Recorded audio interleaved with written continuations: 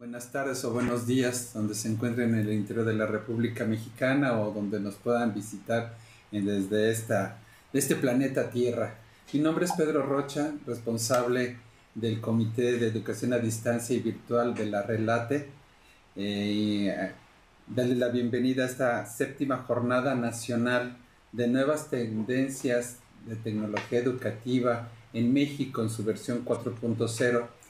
Dale las gracias a Cudi, a Martita, a Lalo y a Kike, que gracias a ellos y a este espacio tecnológico podemos llegar y podemos transmitir este seminario. Hoy tenemos una invitada que queremos mucho, la doctora Yolanda Campos. Gracias porque formas parte de la red, pero para todos significan, al menos en lo personal, una inspiración de trabajo, de amor a la educación con tecnología, y que de una manera nos permites y nos compartes siempre en este seguimiento de los seminarios. Y hoy tenerte como invitada es una delicia con tu ponencia de la educación 4.0. Voy a leer alguna semblanza que nos ha compartido la doctora Campos, porque es importante resaltar que pues ella es profesora de primaria, profesora de educación media en la especialidad de física, química, maestra en matemáticas, tiene una maestría en tecnología educativa y doctora en pedagogía. La doctora Campos ha participado en diversos proyectos nacionales e internacionales, integrando la tecnología educativa a la tecnología digital en la educación. Ha sido consultora, profesora en programas de formación docente y educación a distancia en todos los niveles educativos en este país. Es autora de guiones didácticos para software, juegos, videos educativos, así como de 70 libros para la educación básica, media, superior, para la formación docente, con un enfoque humanista integral que fueron publicados por la SEP. Su último libro se titula Diseño de programas de formación docente en la cultura digital. Actualmente la doctora Campos forma parte del grupo Educreativo, forma parte de la Relate como responsable y coordinadora de gestión de la membresía. Es asesora para la innovación de la docencia en el contexto de la cultura digital en diversas instituciones de educación superior aquí en México y pues con un impacto en toda la región de Latinoamérica. Yo te agradezco, aparte de que siempre estás presente en todas las sesiones, hoy nos compartas tu ponencia Formación Docente para la Educación 4.0. No quiero quitar más tiempo, sino aprovecharlo en escucharte. Este es un espacio libre donde se conectan pues, muchos académicos, estudiantes, que estamos interesados y apasionados por la tecnología educativa y cómo darle respuesta a lo que hoy se le ha denominado la cuarta revolución industrial. Yola, bienvenida.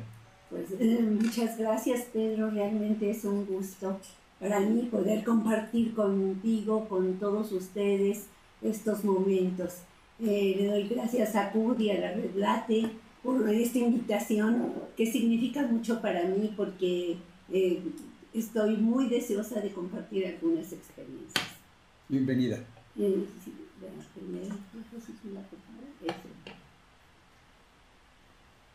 Miren, desde que escuché la voz amorosa de mi madre diciéndome, vas a ser maestra, cuando cursaba yo el cuarto año de primaria hace 65 años, inicié la reflexión sobre qué es ser maestra.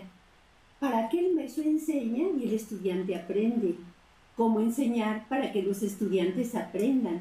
¿Con qué se aprende?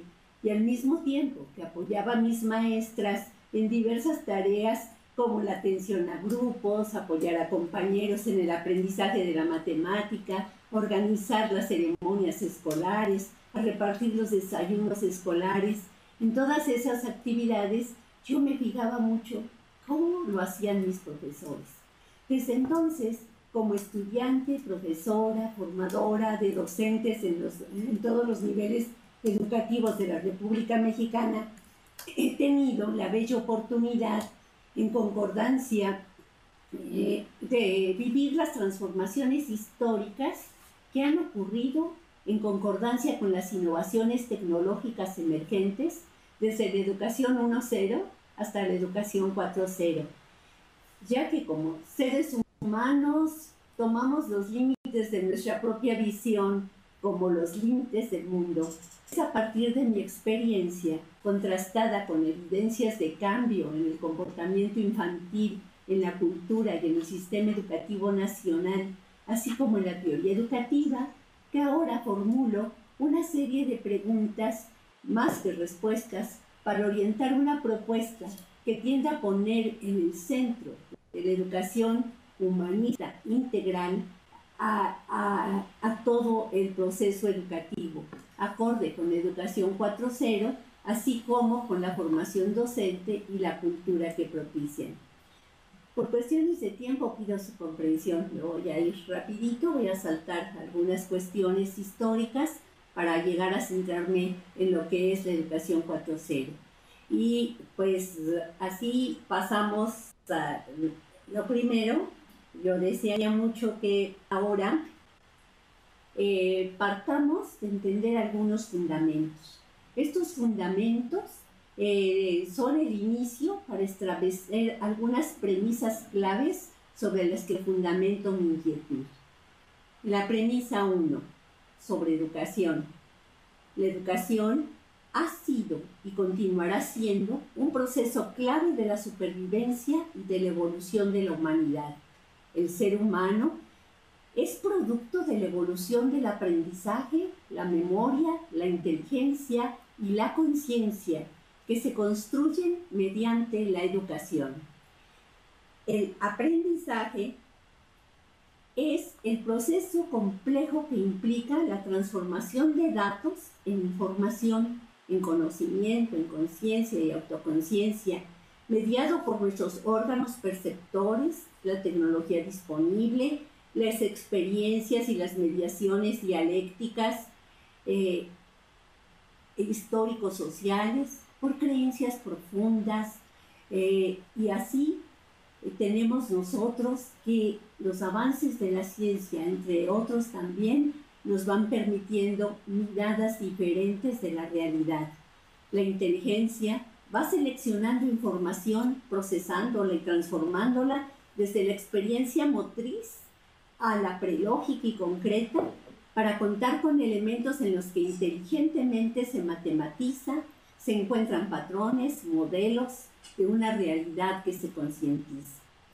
En nuestra premisa 2, yo les pido que pongamos atención a que la información de adaptabilidad se transmite estratégicamente a través de la cultura, la educación y la tecnología. La vida humana es un proceso de información que permanentemente se reestructura y que evolutivamente da origen a un nuevo orden. No somos la especie final del universo. La educación está indisolublemente entrelazada con el proceso de evolución de la vida, los medios de producción, la cultura y la civilización, así como con la tecnología. No se transforman homogéneamente en tiempo y espacio y no pueden aislarse unos de otros en un momento histórico dado. Lo que quiero decir con esto, que yo como maestra, como pedagoga, como docente, no puedo hablar de educación sin tecnología. No puedo hablar de la tecnología sin la educación que el hombre ha tenido que tener y el tipo de aprendizaje que ha tenido que llevar para desarrollarlo. No puedo hablar de cultura sin ver el tipo de educación que se tiene, y no puedo hablar de toda la producción y los modos de vida sin hablar de lo que es la educación y la tecnología. Esto es, estamos viviendo en una realidad compleja en donde todo ocurre simultáneamente. Yo no puedo entender educación sin tecnología. Claro, con la tecnología que cada época histórica y que la evolución va proporcionándonos con el apoyo del ser humano, con la creación del ser humano. Nuestra premisa 3, las interrelaciones. La educación es un proceso integral que conforma una manera de mirarse y relacionarse consigo mismo, con otros, con la cultura, el ambiente y el universo o multiverso. Mirada que se expande con el aprendizaje apoyado en las posibilidades de la tecnología y mediado por creencias, cosmovisiones, saberes y condiciones culturales y ambientales. Nuestra premisa 4 nos señala que la tecnología, entendida como cualquier cosa útil creada por el ser humano para extender la vida, al mismo tiempo que ha evolucionado, ha promovido la evolución del ser humano. Esto es, ser humano, educación y tecnología es una simbiosis que ha permitido la evolución de la especie, pero que al mismo tiempo ha permitido la evolución de la tecnología y la evolución de la sociedad, hasta llegar a lo actual, ¿no? El ser humano, en su evolución, ha creado y ha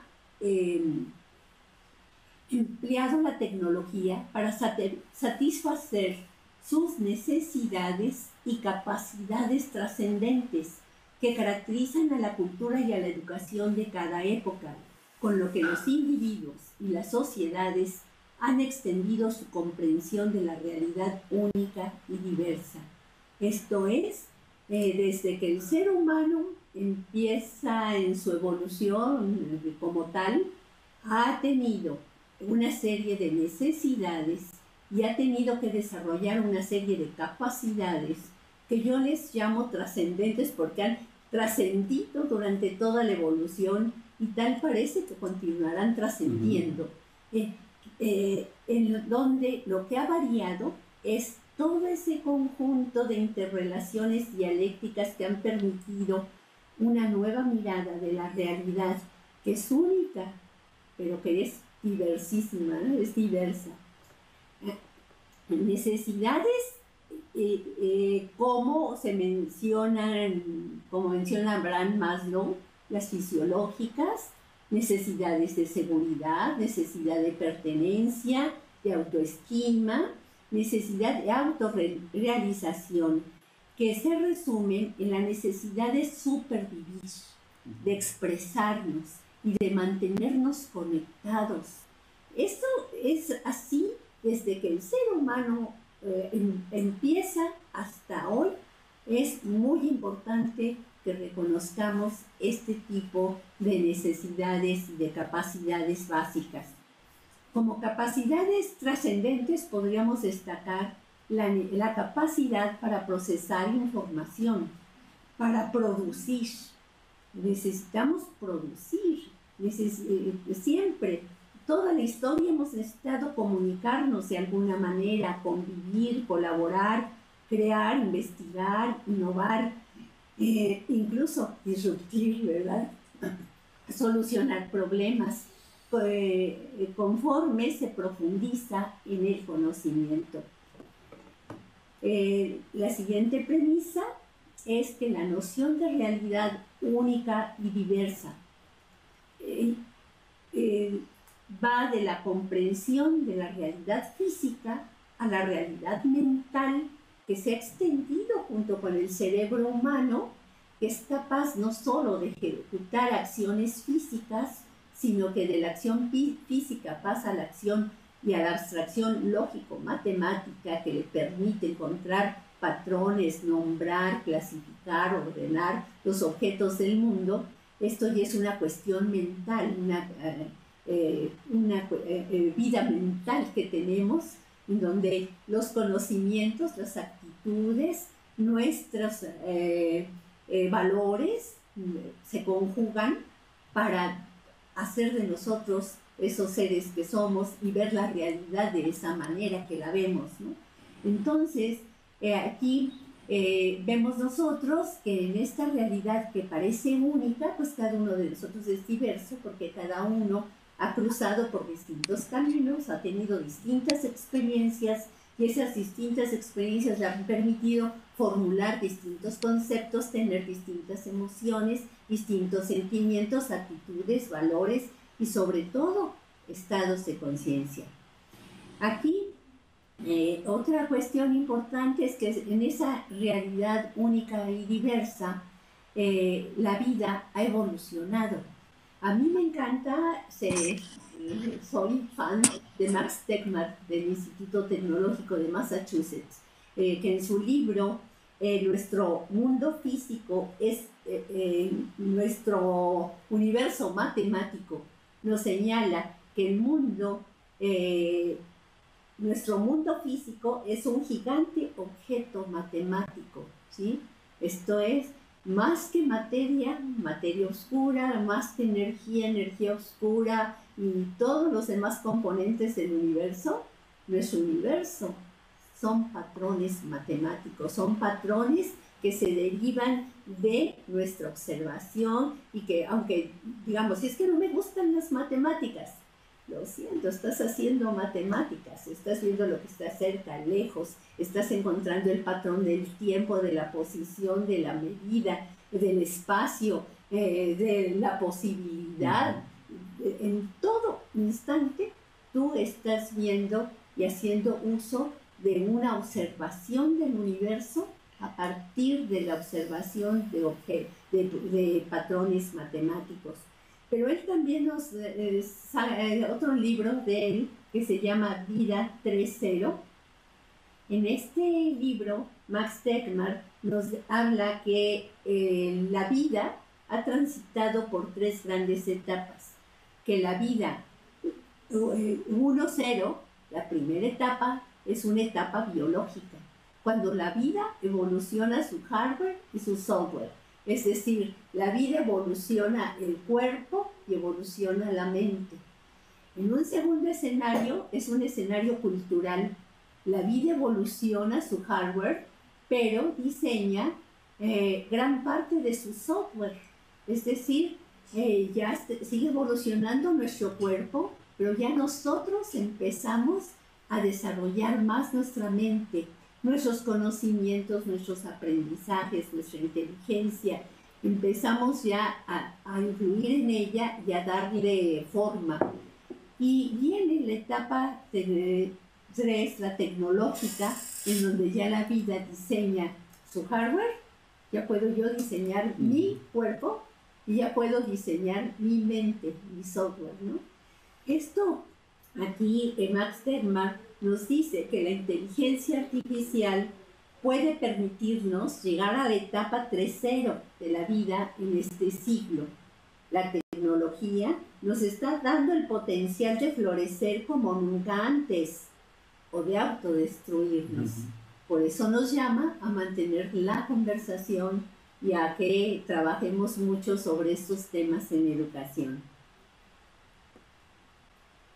Pues pasemos ahora a desarrollar este conjunto que visualizamos como lo que es la educación 0. La educación no parte de ahora la 4.0 ni de la 1.0, partió del 0 que corresponde a la vida, 1.0 que corresponde al modo de producción era el comunismo primitivo, en donde los grupos todavía eran nómadas, en donde eran los padres los que enseñaban y la familia y el grupo cercano el que le enseñaba a los niños esas capacidades trascendentes. Esto es, que iba formando la capacidad para comunicarnos, a crear los primeros códigos, a crear el lenguaje y con ello pues también a manejar las herramientas como la piedra, los metales, el fuego, y eran aquellas herramientas que servían para la subsistencia. En este caso, la educación era una educación integral para la vida, en medio de la vida y por medio de la vida. el manejo de la tecnología que se iba creando, descubriendo, y la creación de código para facilitar las necesidades y las capacidades eran el sello de la educación en esta época, ¿sí? Entonces, era la experiencia la que iba detonando en qué se tenía que ver. Y por ahí hay muchas anécdotas interesantísimas. Y les dejo una pregunta que me hizo un niño. ¿Y cuál fue la primera palabra que ya dijo el ser humano? Entonces, por ahí se los dejo de tarea, ¿no? Que ya fue un código y que cuando la dijo, la especie pudo pervivir más y continuar adelante. La misma antecedentes a lo que aquí vamos a tratar, está esta educación cero, está esta etapa del esclavismo, del feudalismo, en donde ya tenemos ahora todo un modo de producción en el que existe la necesidad de ampliar la cultura. Recordemos la Edad Media, recordemos la Edad Feudal, incluso el mismo esclavismo, recordemos la Edad Antigua con el Ágora, recordemos a los griegos y todos los enormes aportes que hicieron, poniendo en juego su creatividad, su innovación, su colaboración, poniendo en juego su capacidad de innovar, su investigación. Todo lo pusieron en juego y nos dejaron obras maravillosas, ¿no? Fue una etapa realmente cultural. Aquí, en esta etapa, tenemos que en esta etapa surge el maestro para enseñar el código y el manejo de sus soportes. Surge el maestro para enseñar a la clase en el poder a manejar el código y la tecnología que se estaba utilizando en esa época. Es decir, ya el maestro se separa de la familia, se separa del grupo cercano, porque es el que sabe el código. No todos lo saben, no todos los manejan simultáneamente, y eso hace que quienes conocen el código pues tengan el poder, ¿no? El poder del lenguaje y el poder de la escritura lanzó a otro tipo de cultura, a otro tipo de civilización, y también a la necesidad de la presencia de un maestro que pudiera enseñar ese código. Aquí tenemos también que pasemos rápidamente a que lleguemos a la educación 1.0. En esta educación 1.0 ya es la entrada a la industrialización. Se inicia la revolución industrial, ¿no? La vida ya evoluciona su hardware y diseña parte de su software. El modo de producción cambia radicalmente y se pasa de un feudalismo, de un modo de producción de servidumbre, a un modo de producción a través de la fábrica y de los pequeños burgos inicialmente, dando origen al capitalismo.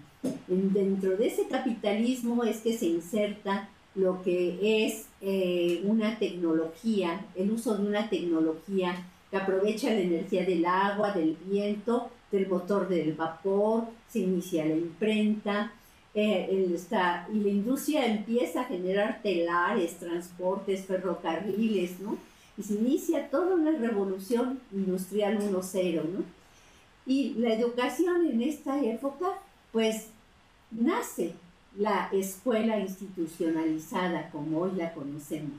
Antes no, antes era en el monasterio, aunque los maestros trabajaban en el monasterio o en pequeños grupos, en rincones, y era solamente para la clase en el poder. Ahora la escuela se tiene que popularizar, porque quienes van a ir a trabajar a las fábricas necesitan medio leer, medio escribir, medio hacer cuentas, y en este proceso van a requerir que haya una escuela que ya permita la entrada a los trabajadores, ¿sí? Es la gran diferencia con la educación anterior. Ahora, para trabajar y para incorporarte al mundo laboral, tienes que adquirir una serie de habilidades para la comunicación que te permitan entender lo que son las órdenes necesarias para hacer funcionar una máquina, ¿no? Entonces, la escuela se populariza para desarrollar habilidades básicas de los obreros y para seguir instrucciones. Los métodos pedagógicos de reproducción están centrados en la transmisión de información del maestro al alumno, y no podría ser de otra manera, porque la información estaba fija solamente en los libros que se llegaban a publicar de vez en cuando. Aquí, bueno, yo me doy cuenta de que aquí,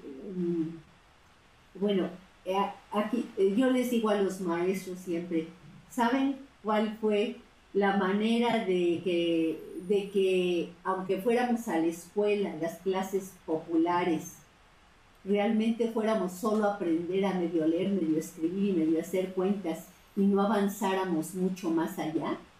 Pues ahí hubo un truquito: centrar nuestra atención en la calificación y centrar nuestra atención en el pase de lista. ¿Por qué? Estos fueron dos factores que impidieron el desarrollo. Primero, el desarrollo de la conciencia. Voy a aprender porque quiero, porque necesito, porque lo deseo, porque me gusta, porque me sorprende. Voy a aprender porque voy a tener una calificación. Y aunque no aprenda, el caso es que tenga yo la calificación y apruebe. Y el otro, el pase de lista. Se llegó a justificar en las primeras etapas, porque si no iba yo a clase, pues me perdía lo que decía el maestro. Pero en lugar del maestro de ponerme algo atractivo, en donde yo fuera sin necesidad del pase de lista y yo quisiera estar en su clase, no estaría como maestro con esa preocupación de que hay que pasar lista. Entonces, sí, se populariza la escuela, todo mundo a la escuela, pero mucho ojo, mantenemos una conciencia baja y mantenemos un nivel de autoestima baja y un nivel de aprendizaje de bajo nivel, ¿no? Aquí, ¿qué pasa en mi caso? ¿Qué pasa aquí en México, no? En México yo me doy cuenta que algo pasa. Cuando yo nací, mientras el mundo estaba pasando por una pavorosa guerra mundial, simultáneamente con avances tecnológicos de impacto, ¿en qué entorno se daba la primera revolución industrial en el que yo pasé mi infancia y mi educación básica? El analfabetismo en la época de la revolución era del 82% de analfabetas. Cuando yo nací en el 44, y ya después de haberse fundado la Secretaría de Educación Pública, ya era del 44% en el país. Y bueno, mientras yo crecí en mi colonia, pues muy pocas personas sabían leer y escribir, y menos aún quienes habían terminado la educación básica, eran muy pocos, ¿sí?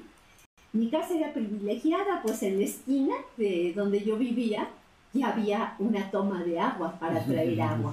Y cuando yo termino mi primaria, ya hay luz, al fin llega la luz, ¿no? Y al fin llega y conozco la televisión y el radio. ¡Wow! ¿no? Algo está pasando en este mundo que en mi mente infantil se queda muy sorprendida, ¿no? Algo está pasando. Bueno, pues sí, lo que está pasando, que yo veía que en mi escuela el entorno de aprendizaje eran las bancas binarias, era el manguillo, el tintero, el papel secante para escribir a mano, y además era así cerrado. En la misma escuela no teníamos agua ni teníamos luz, ¿no? Y bueno, esta revolución prometía que ya pronto íbamos a tener luz, íbamos a tener electricidad. Eso sí, el trabajo de mi escuela primaria era por proyectos en los que bailábamos, cantábamos, recitábamos, hacíamos historias de la historia, aprendíamos aritmética y geometría a través de la experiencia y nos sentíamos muy importantes porque seríamos de las primeras familias que concluyeran su educación primaria, ¿sí? Esto, bueno, me movió y a entender y a querer estudiar qué pasaba en México en ese entonces.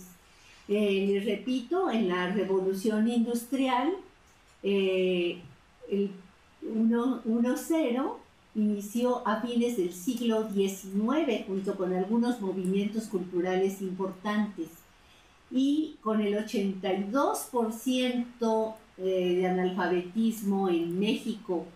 Imagínense cómo íbamos a entrar a una era industrial si estábamos analfabetos, ¿no? Era urgente para la nación que los ciudadanos supieran leer y escribir para incorporarse a la revolución industrial que ya estaba en su apogeo total tanto en Europa como en Estados Unidos. Al terminar la Revolución Mexicana, ante la necesidad de enseñar a leer y escribir con el alfabeto convencional, en 1921 se crea la Secretaría de Educación Pública, que implementó un programa denominado Misiones Culturales, que en unidades móviles, porque no había escuelas, en unidades móviles se trasladaba a las comunidades rurales en las que a través de proyectos situados del lugar, que satisfacieran una necesidad local, se motivaban a los campesinos a aprender a leer y escribir, a fundar escuelas y a elegir maestros entre quienes supieran leer y escribir. O sea, que quienes eran maestros no tenían la profesión del magisterio. Ellos entraban como maestros simplemente por el hecho de saber leer y escribir. Y generalmente pues eran jóvenes, ¿no? Eran jóvenes porque la gente mayor pues no sabía. La educación secundaria empezó a generarse también en 1927 con Moisés Sáenz por asignaturas, y la formación de maestros en las escuelas normales pues era totalmente insuficiente, muy pocas escuelas normales.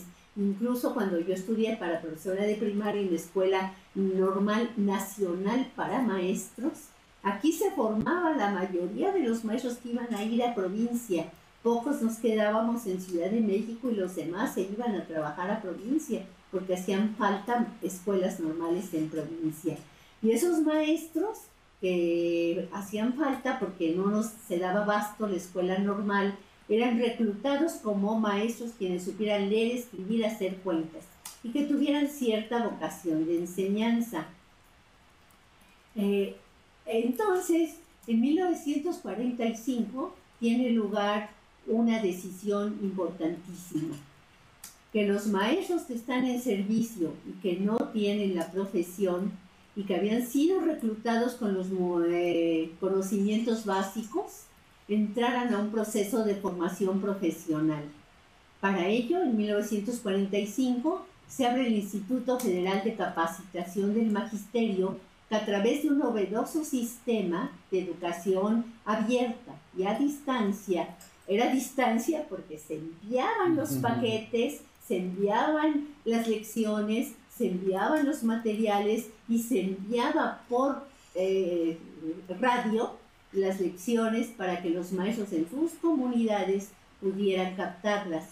Y además había una agencia del IFCM en cada estado, ¿no? A donde los maestros podían acudir a recibir asesorías. Entonces, esto, pues, la gran mayoría de los maestros que estaban en servicio pudieron tener una formación como docentes a partir de esta fabulosa estrategia nacional. Pero pasemos ahora a la educación 2.0, que viene aparejada con la industria 2.0 y con un modo de producción que sigue siendo el capitalista, y que en esta industria 2.0 pues ya la fábrica toma en mayor importancia la producción en masa, el ensamblado en serie, ¿no? Entonces, mientras la industria tiene ya esta forma, este perfil, pues, y la tecnología, pues ya la electricidad viene a cambiarlo todo, el transporte, la salud, la construcción, la guerra, ya todo ello empieza a vislumbrarse que toma un nuevo perfil al utilizar la tecnología que se está creando en ese entonces. ¿Cómo vivo yo esta educación 2.0? Ahí está una foto en mi primer año de trabajo, ¿sí? Hace 55 años como maestra de primaria. Y trabajábamos entonces como maestra. Yo me percaté de que los nuevos programas de estudio primero eran de alcance nacional, ya no era como las misiones culturales, que en cada pueblito se veía lo que para cada pueblito era pertinente. Primero, mi programa de estudios era a nivel nacional. El segundo, me doy cuenta de que ahora pues ya tengo luz. Ya en la escuela donde yo trabajo, aunque hacía montonaditos, yo de puras mujeres porque no había coeducación, entonces ahí estaba ya habiendo algo diferente a como yo estudié. Y entonces era también que el país completo teníamos los maestros el mismo programa. Para la educación básica trabajábamos por métodos globalizadores. Los proyectos seguían siendo situados a la escuela era autónoma para elegir sus proyectos de trabajo. Trabajábamos por proyectos, por centros de internet, por jornadas, etc. E integrábamos las áreas vitales, las metas y el conocimiento disciplinar. Nuestras metas era aprender conceptos, habilidades, destrezas y actitudes, y nuestras áreas vitales era la protección de la salud y el mejoramiento del vigor físico, investigación del medio y el aprovechamiento de los recursos naturales, la comprensión y mejoramiento de la vida social, la adquisición de los elementos de la cultura, las actividades prácticas, las actividades creadoras, ¿no?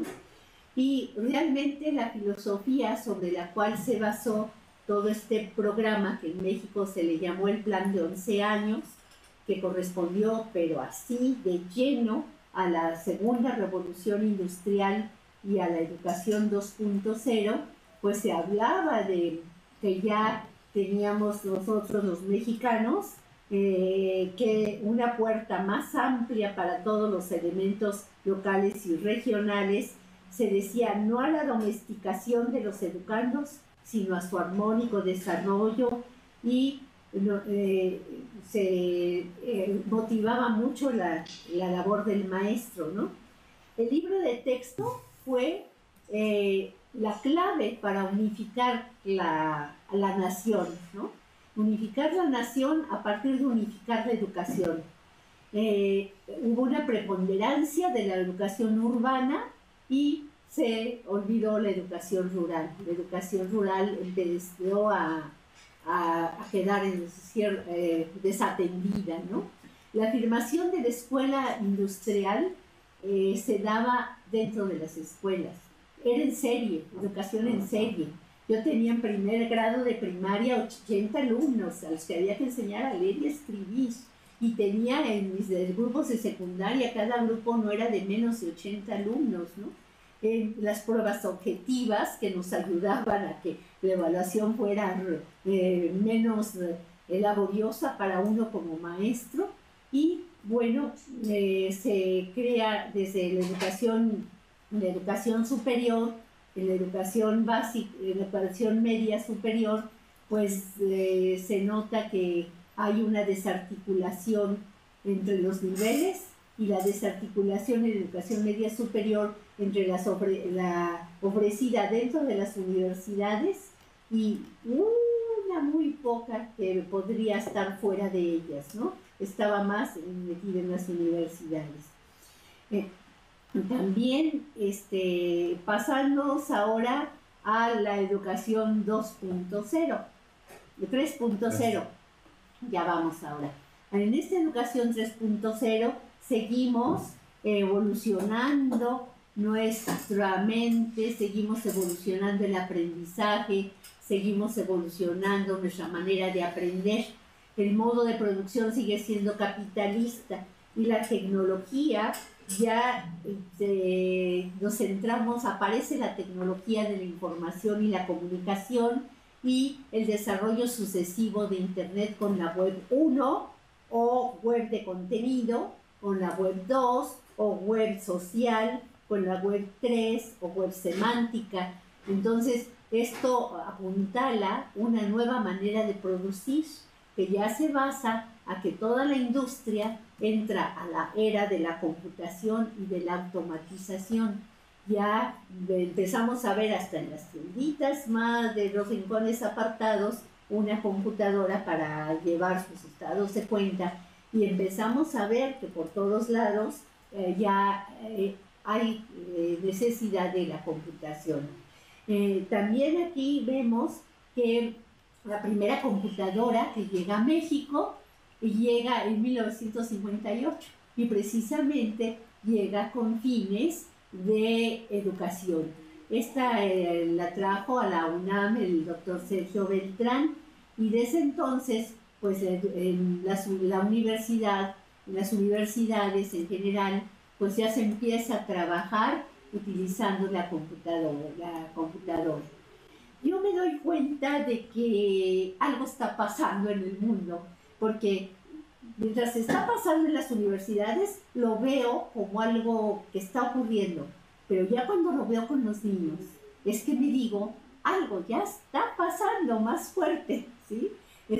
Porque en la investigación, en la producción de la ciencia, ahí está y empieza a caminar y a jalar, pero ya cuando se empieza a extender y llega a los niños y llega a la familia y llega a la sociedad, es cuando digo, ya está pasando algo.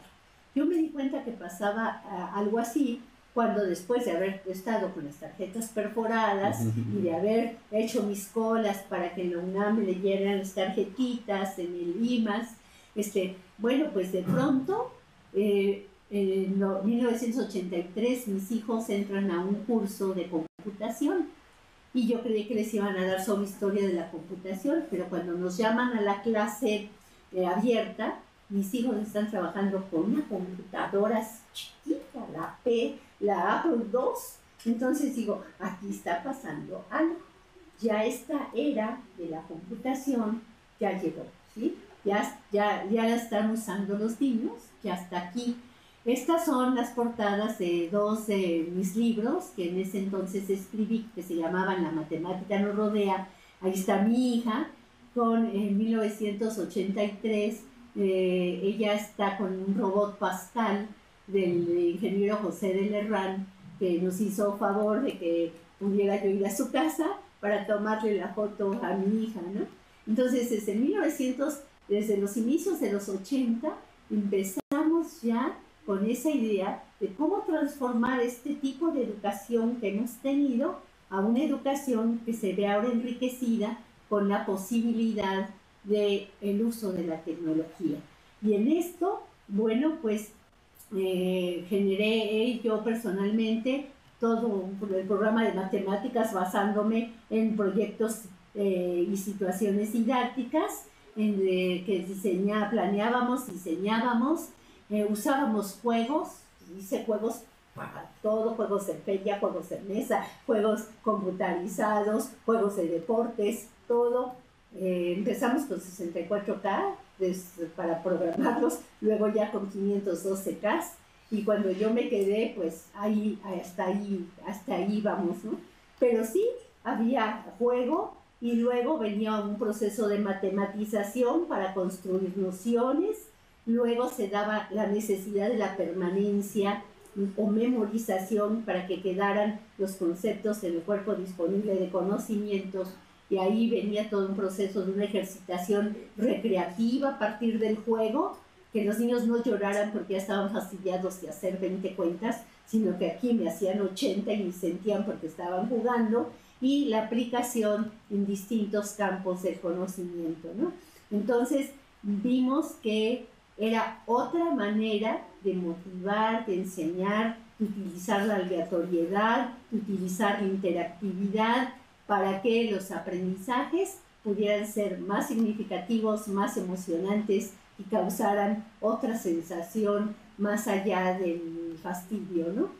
Por lo que se refiere a la formación docente, en un libro que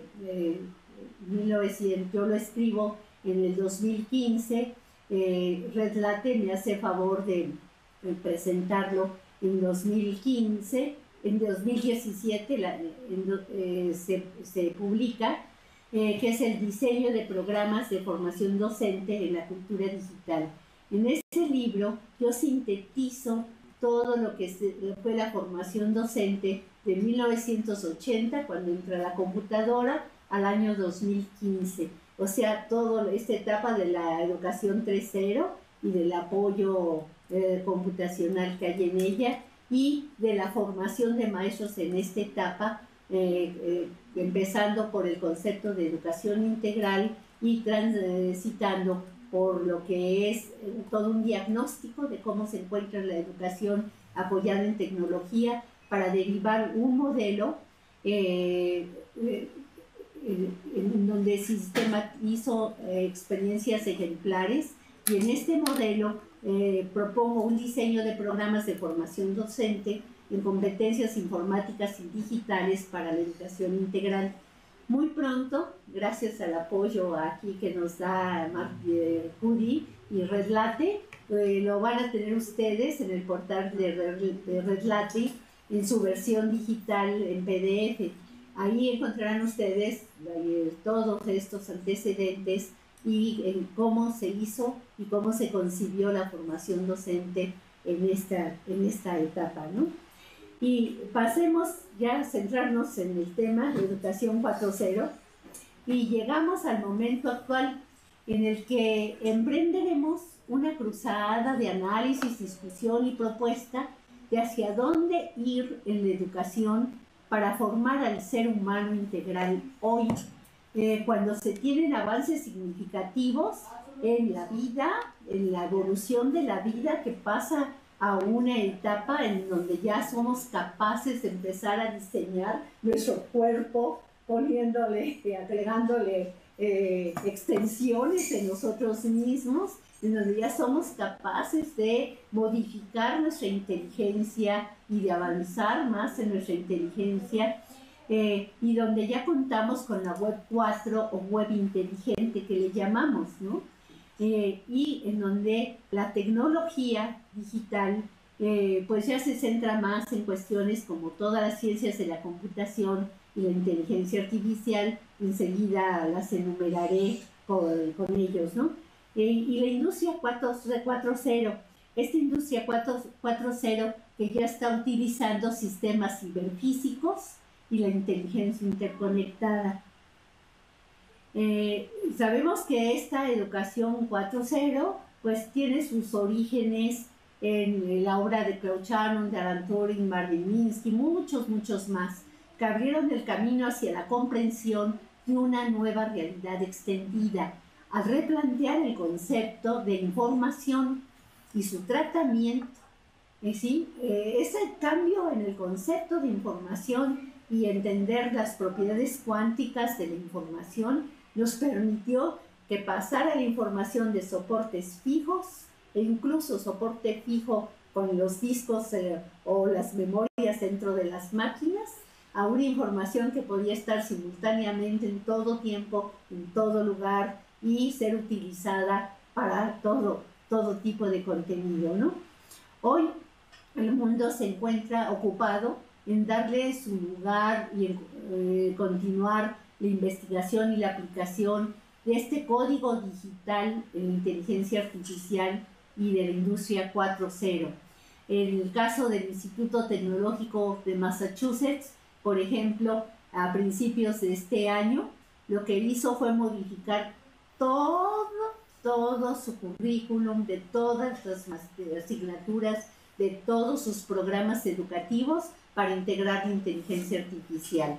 También nos encontramos con que Finlandia, por ejemplo, va más allá, abre cursos en línea para que sea toda la población la que esté enterada del porqué, del cómo, y vaya comprendiendo el porqué de la inteligencia artificial. Los tienen, por cierto, sus cursos están en inglés y en finlandés, ¿no? Y los puede uno entrar, o sea, no solo los finlandeses pueden tenerlos, uno puede entrar y suscribirse y trabajar ahí con ellos, ¿no? Stanford abre su centro de inteligencia artificial y humanismo. Entonces, quiere decir que ya en el mundo la cuestión de la educación 4.0 ya está teniendo su impacto, ¿no? Por mi parte me doy cuenta de que algo está pasando cuando en 1968 mi maestro de Historia de la Matemática me regala un libro que fue distribuido a todos los maestros del Instituto Federal de Capacitación del Magisterio que se estaban formando para maestros, que se llamaba Si quieres la paz, prepárate para la paz. Y en ese libro tenía un capítulo que se llamaba El futuro de la cibernética y hacía una pregunta: ¿seguirá el ser humano en el trono supremo de la vida o surgirá algún intruso que lo desplace? Él se refería a la cibernética, a los robots y a la inteligencia artificial, y llamaba a los maestros a reestructurar los viejos moldes pedagógicos, a educar el espíritu, a fortalecer nuevas maneras de pensar.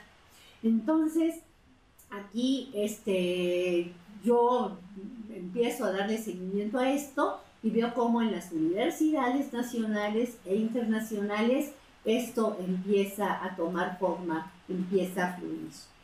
Pero cuando me doy cuenta que ya estamos en esto, es cuando mi nieto me pregunta, una pregunta que yo ya les había planteado a ustedes una vez, que me dijo: oye, abuela, ¿qué habrá sentido mi tatarabuelo cuando era mono? Y ha de haber sentido como mono. Y luego me pregunta: ¿pero qué irá a sentir mi tataranieto cuando ya no sea humano? Bueno, primer punto, ya los niños, el ambiente, en la sociedad, se tiene esta idea de la evolución de la especie. Estamos trabajando todo conjuntamente, la tecnología, la industria, los sistemas y la educación, en este proceso de entendernos como seres en continua evolución, y en donde la tecnología nos está permitiendo dar un salto más adelante, ¿no? También luego me pregunta: oye, abuela, Waze, ¿cómo sabe por dónde vamos? Waze, la aplicación que traemos en el teléfono para ver por dónde ir, o Google Maps también, ¿no? Me dice: ¿cómo sabe por dónde vamos? Pero todavía me pregunto: ¿cómo le hace para saber por dónde es mejor? ¿Sí? Segunda característica de esta época 4.0, la optimización, ¿verdad? Ya los niños se están dando cuenta que pueden obtener de la tecnología respuestas que optimizan muchos de los procesos que estamos haciendo, entre ellos trasladarnos de un lugar a otro, y nos puede dar rápidamente, optimizar por dónde tú te puedes ir, y te da alternativas entre varias para que tú elijas la que tú desees que sea mejor para ti.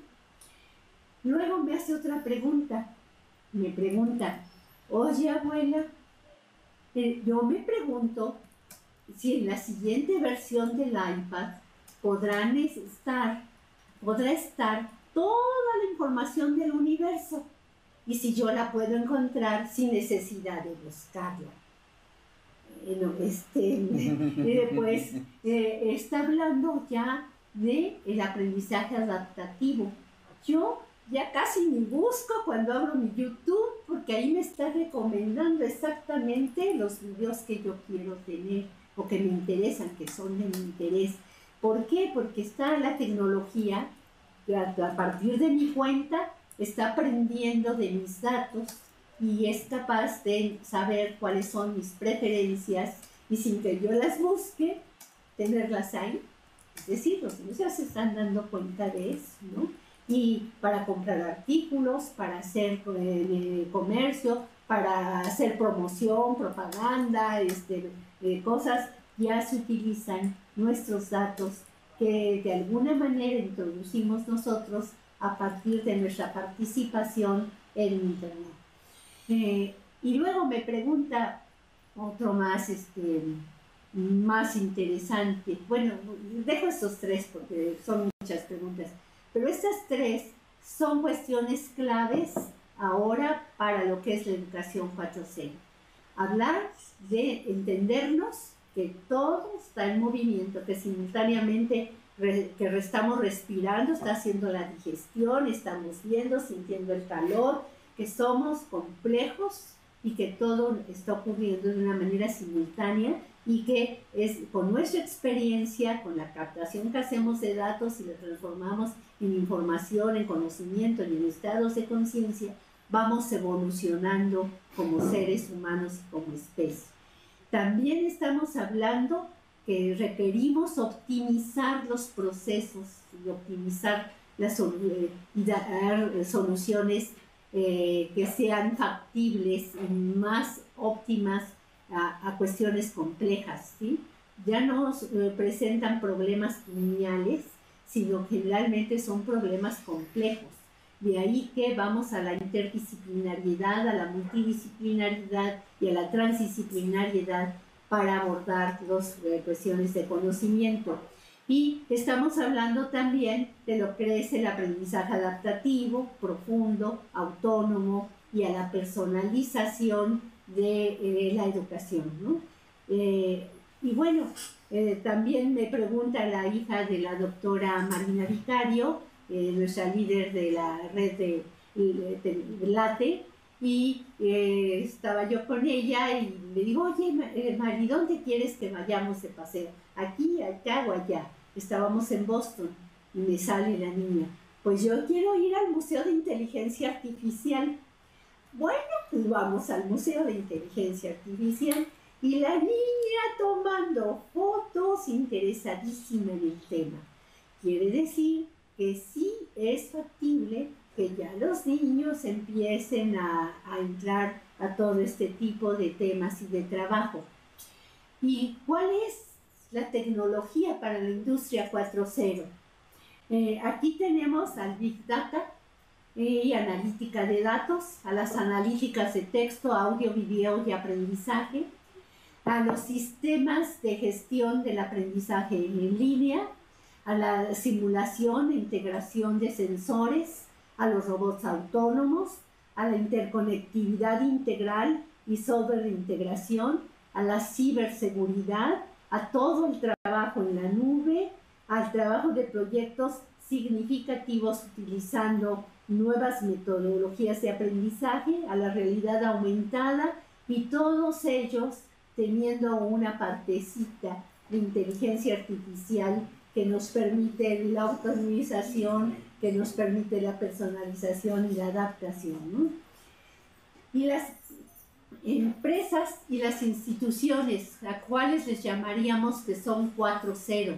¿Cuándo diría yo que una institución o una empresa es una institución 4.0? Cuando toda la empresa está interconectada, donde las personas, los equipos, los objetos y los sistemas están interconectados. Cuando hay una total disponibilidad de la información en tiempo real para todos, ¿sí? Cuando hay procesos de optimización que permiten la mejora continua de los procesos. Cuando todo lo que se está trabajando y las maneras de producir, de atender al cliente, de atender al alumno, de atender a los maestros o de atender a los empresarios, etcétera, es personalizada, en donde se atiende la diversidad y se atiende la unidad. Y también cuando es una empresa relevante, porque sus propósitos, procesos son multidisciplinares y tienen un impacto social. Así yo llamaría que esta es una empresa de veras 4.0 y una institución 4.0.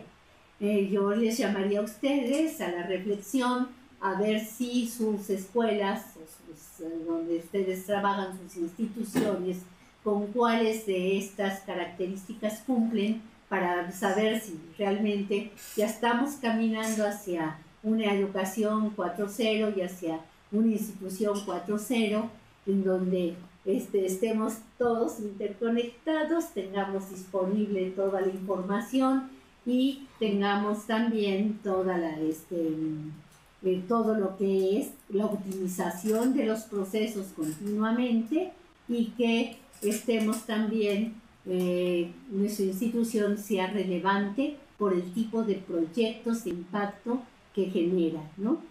Aquí tenemos nuevas posibilidades cuando hablamos de la educación 4.0. El avance significativo de la inteligencia artificial y la tecnología 4.0 va a transformar la manera de producir, de trabajar, de relacionarse, de colaborar, de crear, de investigar, de innovar, lo que implica modificaciones muy profundas para la sociedad y para la especie humana, en las que la educación estará presente y los maestros también, ¿no? Hoy más que nunca se hace importante el maestro y la educación.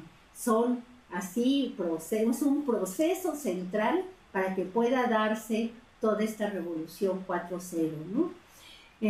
Ahora, para que la inteligencia artificial absorba, digo yo, el entendimiento humano y vaya dándonos respuestas más humanas, se necesita que la cultura y los valores humanos les sean transmitidos, y es conveniente que por ello se involucre todo el quehacer y toda la comunicación en contextos educativos de un ser humano integral, para que la tecnología aprenda lo que es el ser integral y pueda reproducirlo, retransmitirlo, utilizarlo cuando nos vaya a dar sugerencias de optimización o sugerencias de lo que nosotros deseamos, ¿no? Para llegar a esta educación 4.0 tenemos varios dilemas a resolver. El primero, la educación del siglo XX o educación para este siglo. ¿Qué es lo que queremos? ¿Educación fragmentada o educación integral? ¿Qué es lo que queremos? ¿Queremos aprender para obtener calificaciones o para desarrollar experiencias creativas en las que el ser se exprese? ¿Queremos aprender para obtener un empleo o para desarrollar el ser integral que se expresa en el campo laboral? ¿Aprender para reproducir información y seguir algoritmos preestablecidos, o para matematizar como base del establecimiento de relaciones conscientes consigo mismo, con otros, con el ambiente, con el conocimiento y con el universo? Y una gran pregunta: ¿solo el ser humano es el autor y el hacedor de su destino? ¿O también ya la inteligencia artificial es autora y hacedora de su propio destino, ¿sí? Tenemos algunos retos que en esta educación 4.0, en donde nos dice Max Tegmark que en 40 años nos arriesgamos a perder completamente el control del planeta a manos de un pequeño grupo de gente que desarrolla la inteligencia artificial. Ese es un escenario catastrófico, pero para evitarlo necesitamos que la gente se una a la conversación, los llama Max Tegmark, ¿no? Esto nos hace ver que necesitamos urgentemente en la educación superior y en todos los niveles educativos formar especialistas e investigadores en inteligencia artificial y en general en ciencias de la computación. También es muy importante que eduquemos para formar docentes y estudiantes con el apoyo transdisciplinar de la inteligencia artificial y de la tecnología 4.0, promoviendo la reflexión sobre sus alcances. También necesitamos una educación para formar una sociedad informada, que haga un uso razonable y crítico y ético de la tecnología. En lo que se refiere a la formación docente, tenemos como así foco actualizar el concepto de educación integral con las características específicas de este siglo. Necesitamos actualizar los programas de formación integral considerando el desarrollo del STEAM, o sea, el desarrollo científico, tecnológico, de ingeniería, académico, matemático, es artístico y matemático, en el marco de lo humano y educativo, así como su importancia en la formación integral para la vida. Necesitamos también actualizar en el código y las competencias informáticas y digitales para la lectoescritura nueva, con código digital y ahora con el dedo y con la voz. El proceso de información y la comunicación, la colaboración, la creatividad, la innovación, la sustentabilidad, la internacionalización, necesitamos actualizarlos con recursos e interacciones requeridas en este siglo para participar conscientemente en la industria 4.0 y no caer en la brecha de la desigualdad, no solo económica, sino mental y participativa. Necesitamos también innovar la formación docente continua mediante la posibilidad de enriquecer la experiencia rica en metodologías pedagógicas que datan del IPCM y de la historia de la educación permanente hasta hoy, con la seguridad de trabajar con las tecnologías 4.0 propias de esta época. La formación docente conlleva la preparación para crear trayectos para el aprendizaje personalizado, para innovar y diversificar las estrategias y recursos de enseñanza, para fungir, que el maestro funja como mentor, como tutor, como asesor, y que sean,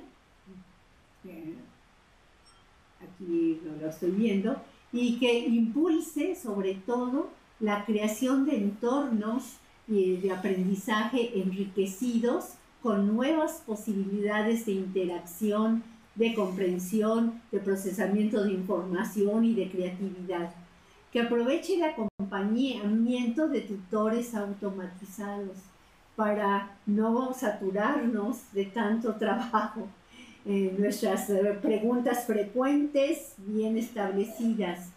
Evaluar por evidencias retroalimentadas que sean social y personalmente significativas, así como realizar una gestión del aprendizaje, de la organización y la certificación basadas en análisis de datos confiables y ampliar el entorno del aula y la escuela presencial al soporte en línea. Para mí ya no concibo por separado la educación presencial, por separado el blended learning, por separado la educación en línea, estar unidas a que el ser humano aquí en lo presencial, ahorita estoy aquí en lo virtual y al ratito regreso a la presencial y voy a otro, pero que la información ya la tengo en línea, ¿no? Las interacciones personales, no perderlas, pero toda la información, la interactividad, la posibilidad de realimentación, la posibilidad de sistematización de la información, la posibilidad de creatividad más allá de lo presencial, tienen que estar en línea. Entonces, la educación presencial tiene que reconceptualizarse y la educación solo en línea también tiene que reconceptualizarse, ¿sí? Y también tenemos que, para mí, en educación 4.0 tenemos los CAP, llamo CAP a esas habilidades trascendentes que han siempre existido y que ahora las pedimos más en la educación, ¿sí? Que esto es construir la C la C, construir conocimiento, crear, colaborar, compartir, comunicar, coexistir con el cambio, contribuir a la conciencia personal, a la social y a la universal. En la A, la atención e intención consciente, que son la base de todo aprendizaje. Un aprendizaje significativo, la atención a la diversidad y a la unidad, la autonomía, la autoría y coautoría, el aprendizaje por toda la vida. Y la curiosidad y la C y la A en el asombro son cualidades que yo, que trabajo con adultos mayores, créanme que los que están mejor librados son los que siguen expresando su curiosidad y su asombro, ¿sí? Y en las P's, pues es la pasión, la persistencia, el pensamiento estratégico, crítico y computacional. Y créanme que la persistencia tendrá mucho que ver en esta formación. Y estoy hablando de ir un poquito más allá, a que no solamente impactemos a una formación docente, sino ir hacia la educación abierta. Esto es, a impactar en la cultura del pueblo, retomando el ejemplo del libro de texto gratuito mexicano, que llevó a todo el país una manera de entender la educación, conocimientos y contenidos, que ahora necesitamos que toda la población esté inmersa en nuestra nueva revolución 4.0, porque todos resultaremos afectados o resultaremos enriquecidos con ella, ¿no?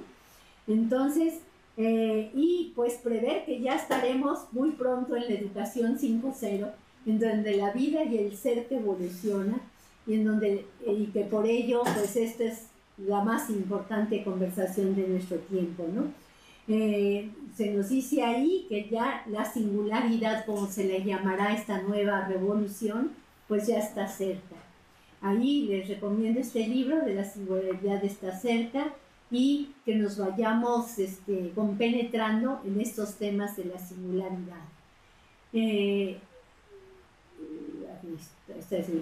Y bueno, dejo para ustedes, que ustedes puedan continuar con esto, con estas reflexiones, pues datos de dónde seguir con su formación permanente en cuestiones de tecnología 4.0 y cuestiones de inteligencia artificial.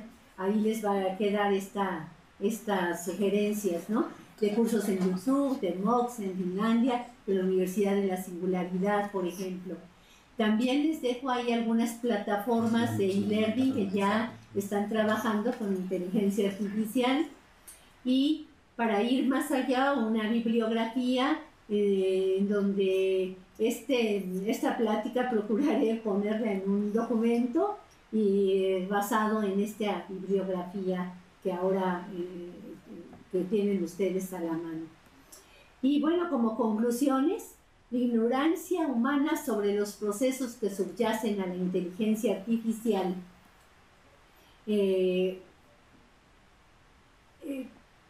puede resultar peligrosa, ¿sí? Si nosotros no estamos conscientes de lo que está pasando en este momento, puede resultar muy peligroso.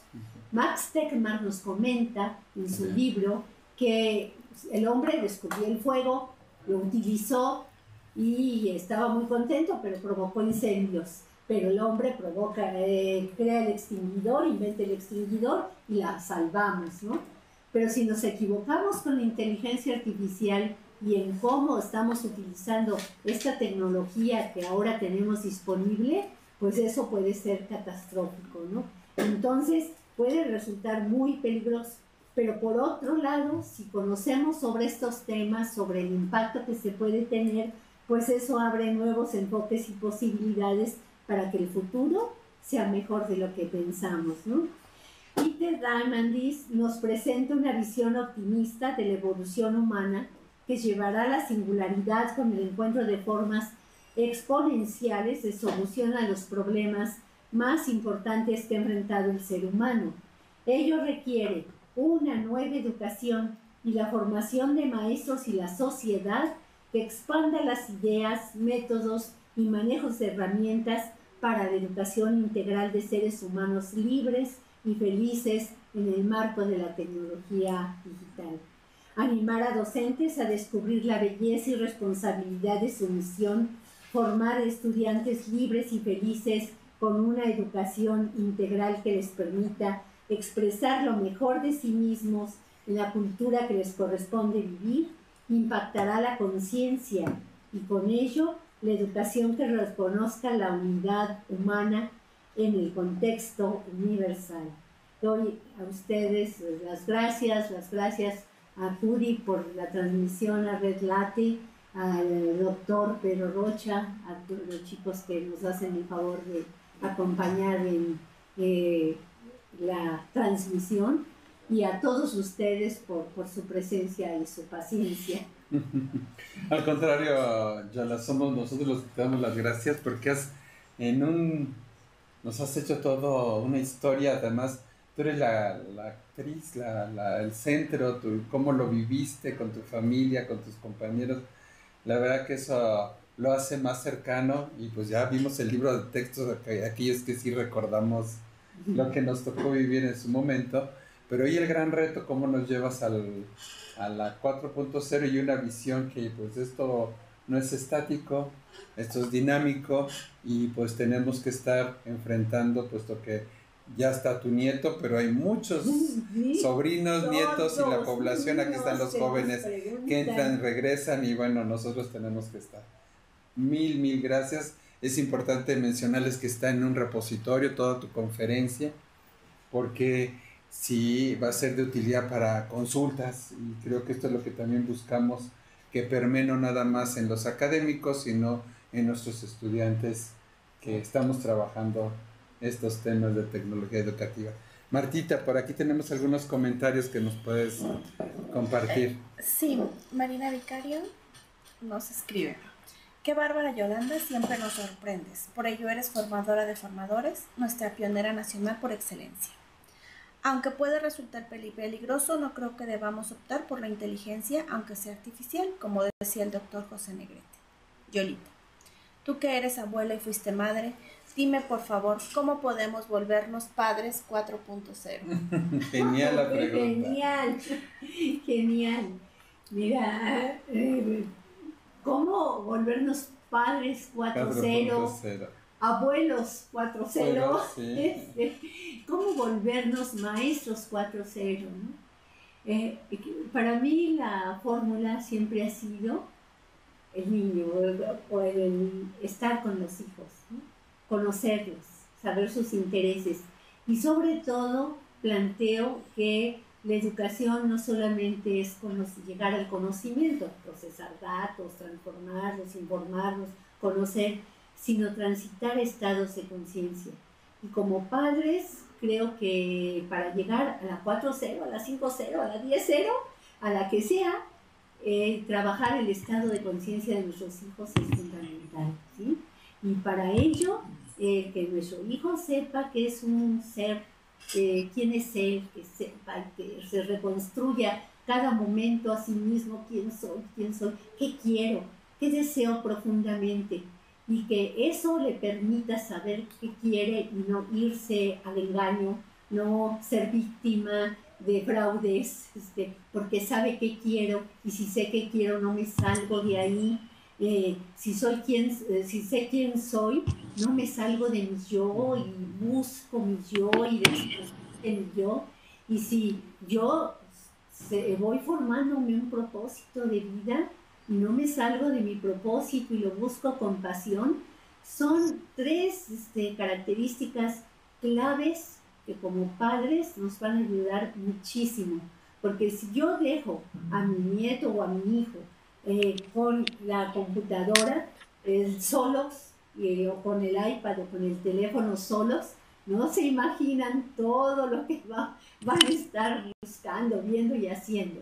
Pero en cuanto ellos han tenido nuestra compañía para saber ellos quiénes son, qué les gusta realmente, y están encontrando desde muy pequeños aquello que les gusta, y nosotros nos damos cuenta que eso que les gusta no les daña a ellos, ni daña no daña a ellos, ni daña a otros, daña al ambiente.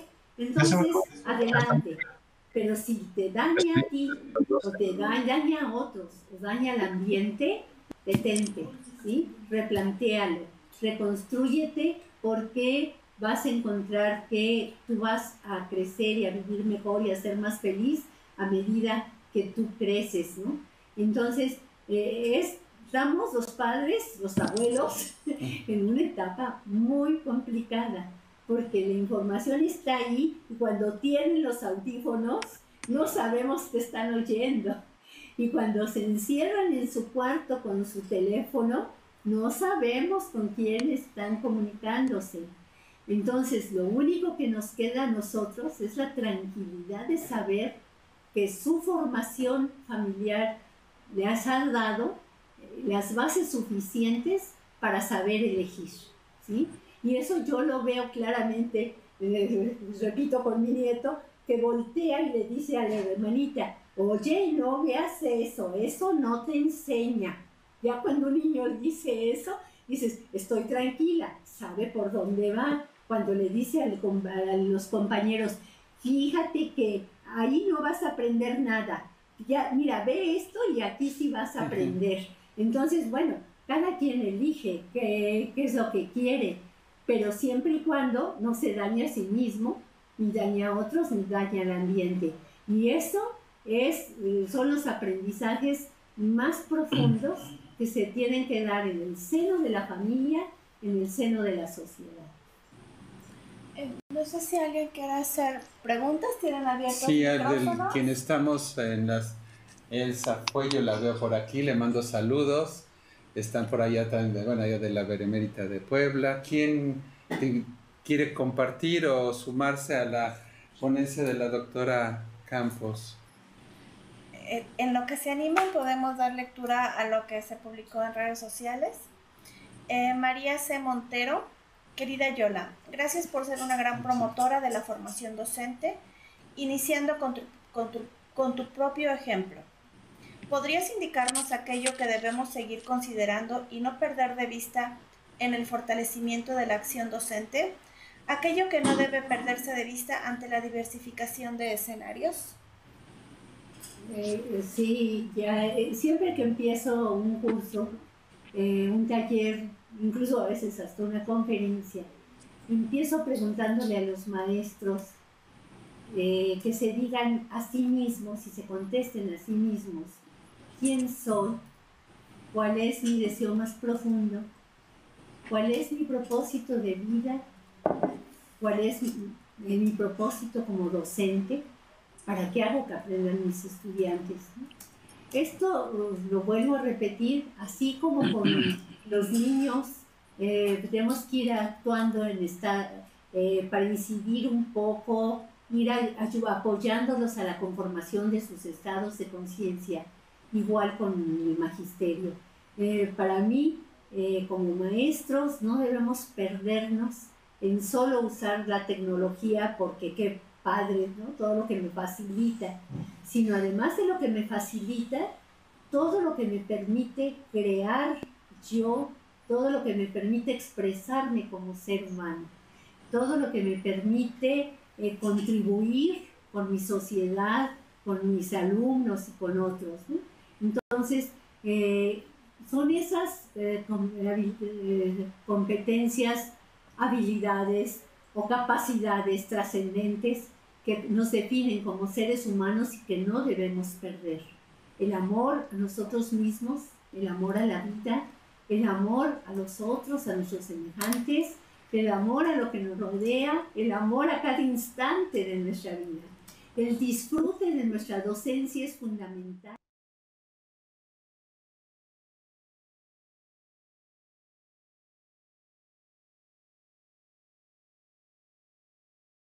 De nuestros estudiantes de educación superior, de los maestros de educación superior, y cuando ves una cara que brilla, dices, así tiene que seguir la educación, ¿no?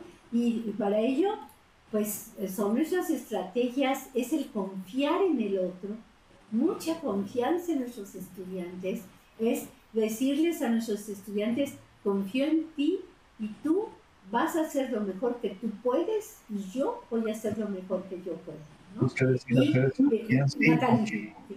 La calificación va no en el sentido de te pongo 8, 7, 9 o 10, sino en el sentido de que casi yo estoy segura que tú no me vas a entregar un trabajo hasta que tú te sientas satisfecho con el trabajo que entregas, ¿no?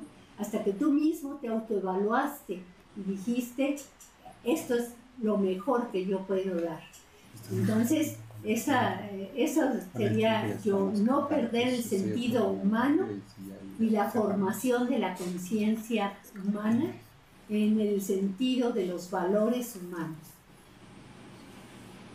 Gracias, Conchita, también te mandamos un saludo. No sé por aquí si se animó alguien de los que están en las asistentes virtuales.